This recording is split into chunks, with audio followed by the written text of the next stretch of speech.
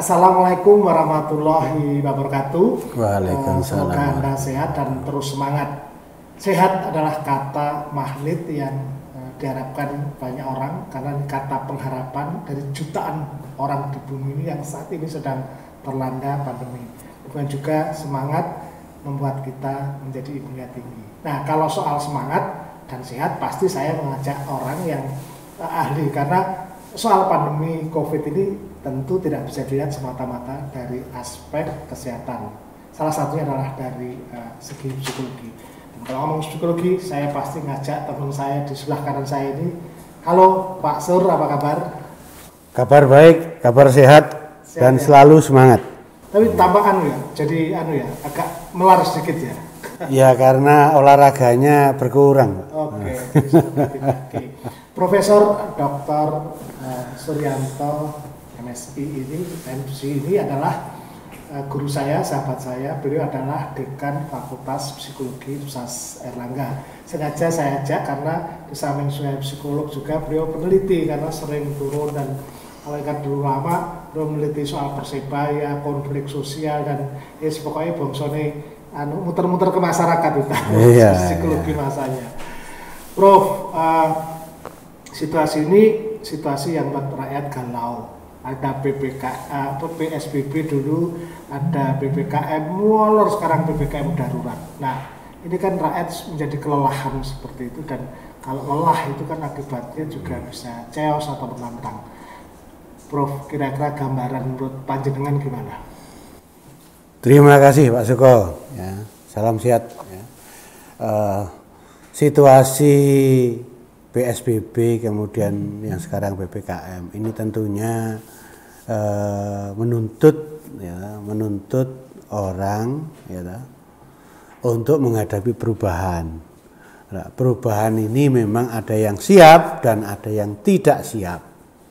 Artinya kalau siap mereka artinya dia bisa menerima adanya tuntutan perubahan PPKM ini dengan okelah kita terima apa adanya, dengan bersabar, dengan tawakal dan mungkin juga dengan bisa menerima dengan hati yang dengan seluruh penerimaan. Tapi kalau terpaksa harus melakukan resistensi, bahasa sosialnya kan gitu, bisa jadi karena satu tidak siap, dua tuntutan lain yang mungkin juga menjadi pendorong dia harus melakukan resistensi, contoh aja misalnya makan dan sebagainya itu. Artinya sebetulnya tidak cukup mudah untuk merubah perilaku itu. Betul sekali. Saya contohnya dulu pakai masker terus pakai ini kan kalau siaran gini kan ya rada ribet gitu loh kan. Itu kan contoh-contoh kecil itu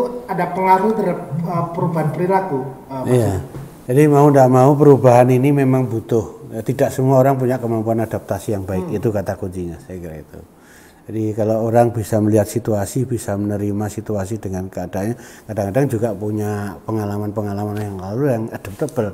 Tapi kadang-kadang juga kalau orang tidak mengalami sesuatu yang biasa juga berubah, maka dia juga akan kesulitan untuk melakukan adaptasi. Kalau nggak pernah merasakan sakitnya COVID, kadang orang nggak percaya, bro. Ya, seperti itu ada bukti itu. Bisa juga seperti itu. Sebetulnya tidak harus Pak Suko. Jadi kalau orang pengen merasakan bagaimana pandemi ini dan merasakan efek dari COVID, janganlah harus merasakan. Lihat orang lain itu aja sudah bisa merasakan. Itu namanya vicarious reinforcement, Pak Suko. Jadi bahasanya menangkap apa yang dilakukan, apa yang dialami orang lain kemudian diterapkan dalam dirinya, itu sebetulnya juga bisa menjadi salah satu upaya untuk membangun diri kita. Bagaimana kita juga harus bisa merasakan empati dan sebagainya. Ya, tapi gini Pak Sur, kan orang-orang selalu berkata ya ora ubah ora mamah. Perlawanannya seperti itu. Nah, situasi ini kan gimana meyakinkan kepada publik? Tadi Pak Sur bilang kuncinya percaya. Jadi gimana ini? Ya, memang gini ya. Ada hal-hal yang bersifat fisiologis yang memang harus dipikirkan dan tidak semua orang di sekitar kita ini dari aspek fisiologis, artinya kebutuhan untuk makan dan minum tercukupi. Dan ini sudah kita tahu persis itu. Namun, kita juga harus punya keyakinan bahwa apa yang sudah ditetapkan oleh pemerintah, yang ditetapkan melalui misalnya peraturan-peraturan yang berhubungan dengan PPKM ini harus juga diyakini, harus trust bahwa dengan cara itu COVID ini akan bisa selesai. Kan itu. Tapi untuk membangun keyakinan itu otomatis kan pemerintah juga harus punya infrastruktur yang memadai.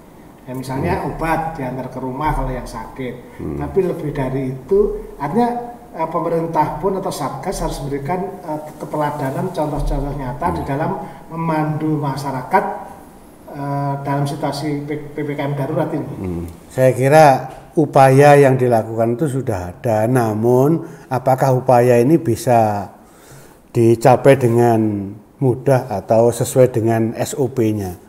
Nah, masalahnya ini juga agak ribet ketika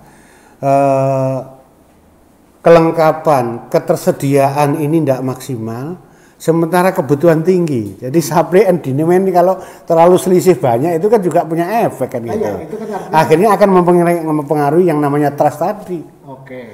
Tapi mungkin trust bisa disediakan pemerintah. Tapi bagaimana kira-kira agar masyarakat itu nerimo, sabar, itu kan ada butuh psikis, ketahanan psikologinya. Oke, saya kira yang perlu dimiliki ya masyarakat saat ini ya, kepercayaan ini harus dibangun dulu nomor satu. Kepercayaan dulu. Apa yang dilakukan pemerintah, apa yang dilakukan oleh dinas kesehatan, apa yang dilakukan oleh orang-orang yang yang mengupayakan agar COVID selesai ini harus diyakini nomor satu. Karena dengan percaya ini maka akan memudahkan pikiran kita, menempatkan pikiran kita, menempatkan mindset kita itu pada posisi bahwa pasti akan berakhir dengan cara itu. Nah, ini menarik pemirsa, saya kira percaya menjadi penting karena ketika percaya maka kita punya rasa terjaga.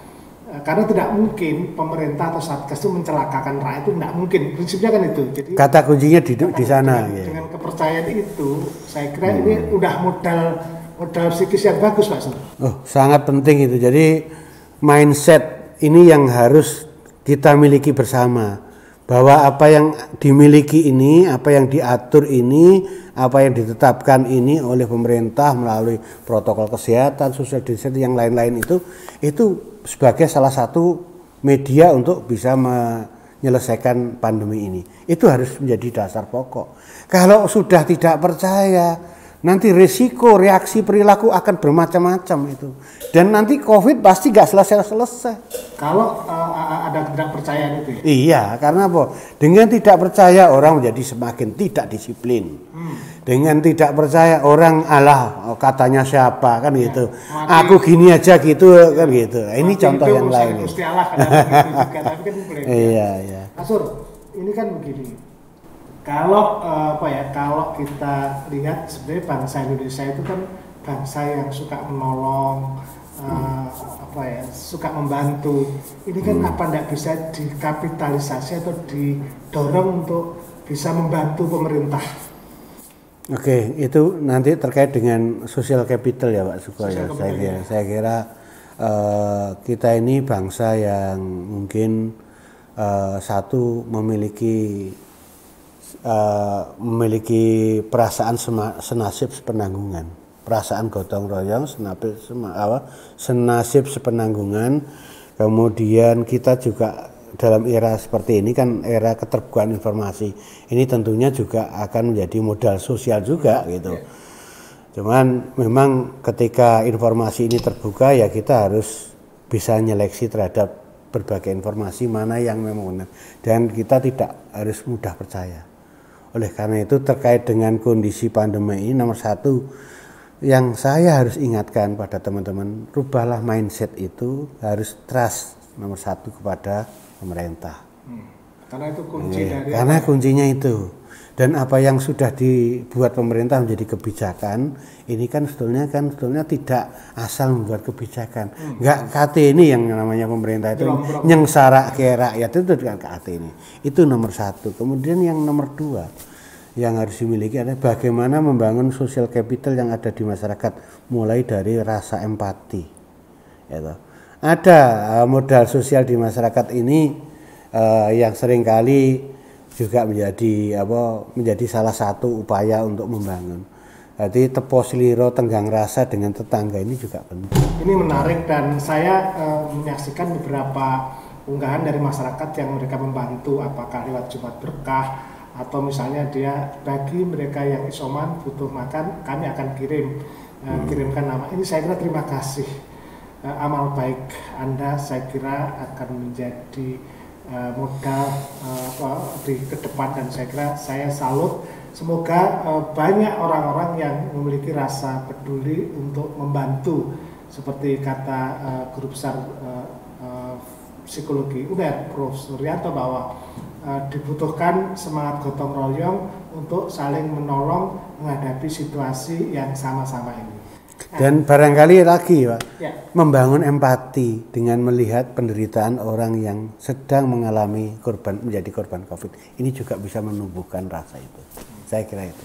Nah, saya melihat beberapa ini Pak Surya, ketika awalnya dulu kan orang itu kalau ada tetangga yang mati karena COVID atau kemudian sakit itu dijauhi, tapi sekarang sudah tidak, kan berarti ada perilaku untuk menerima keadaan itu sebetulnya Pak Surya.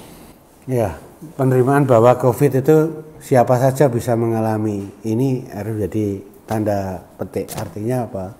Bahwa stigma tentang COVID harus dijauhi itu kan sekarang sudah mulai.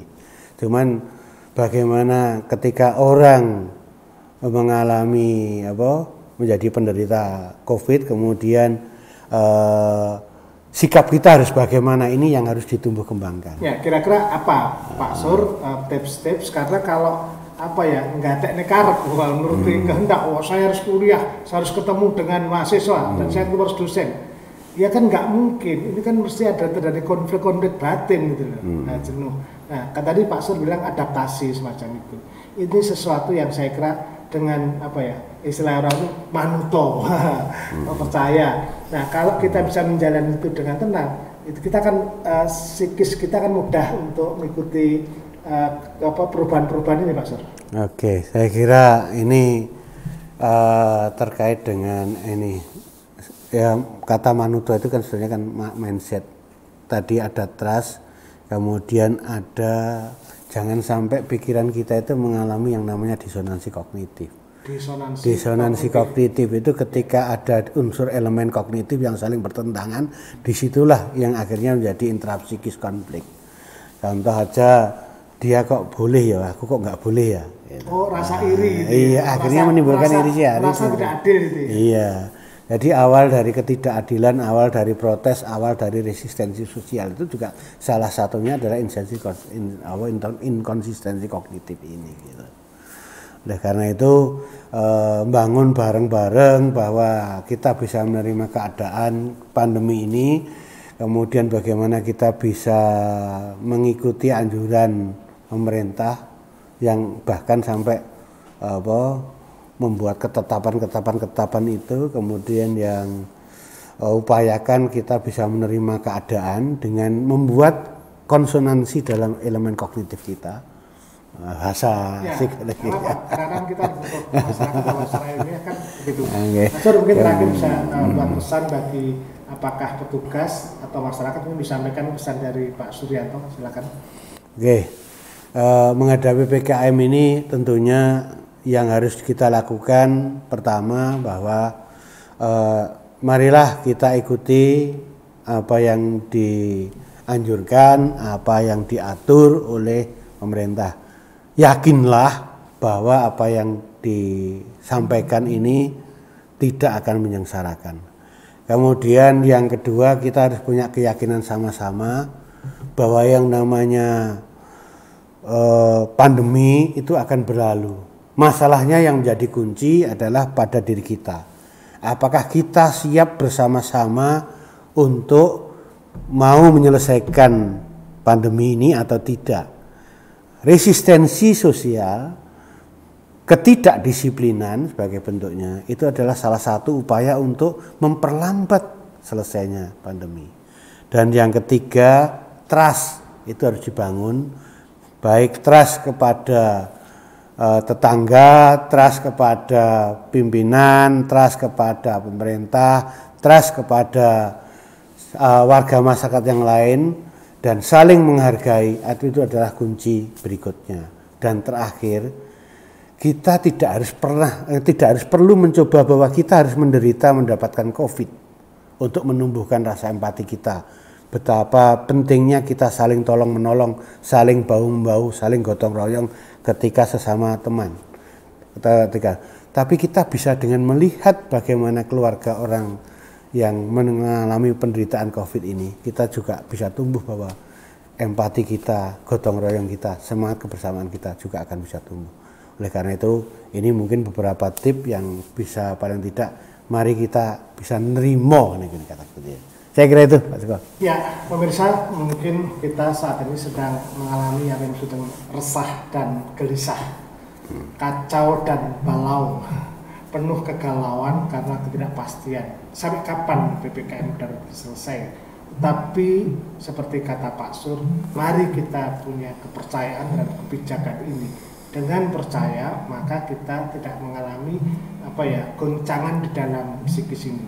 Tugas kita sekarang adalah menjaga diri kita, menjaga semangat bahwa ini adalah sebuah peristiwa alam yang seluruh dunia mengalami. Biarkan orang berteriak dengan negatifnya, biarkan orang mengkritisi sana sini, tapi kita yakin kita jalani dengan penuh tertib sosial. Ikuti prokes, tetap semangat. Terima kasih dari Uner Channel Sukodoto menyampaikan. Assalamualaikum warahmatullahi wabarakatuh. Waalaikumsalam.